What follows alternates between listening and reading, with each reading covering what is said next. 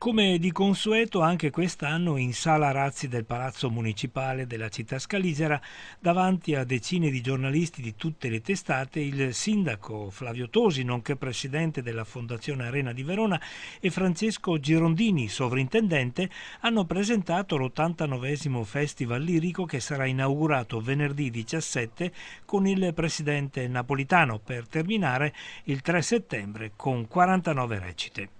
Sì, una stagione importante, inauguriamo il 17 giugno con un nuovo allestimento di Traviata per la regia, scenografia e costumi del maestro Ugo Deana, che ha avuto sempre grande successo. Poi vi è una ripresa della Ida storica del 1913, ormai già conosciuta e apprezzata dal pubblico areniano, ma anche una ripresa di un Nabucco storico con la regia sempre di Gianfranco De Bosio, ma la scenografia dell'architetto Rinaldo Olivieri.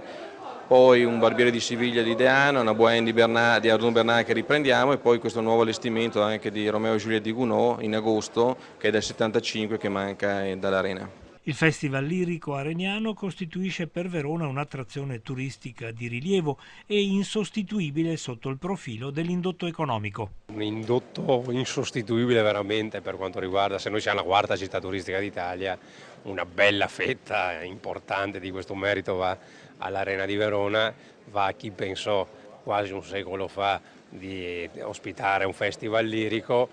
Quest'anno il festival si rinnova ulteriormente, si arricchisce della presenza alla prima del Presidente della Repubblica insieme a diversi ministri della Repubblica, quindi è un viatico eccezionale, le prevendite stanno andando anche bene, speriamo nel meteo, ecco, se il meteo è clemente penso che sarà veramente una buona stagione, quindi anche dal punto di vista dell'indotto, degli incassi e dei bilanci finalmente si comincia a guardare in maniera più positiva il futuro.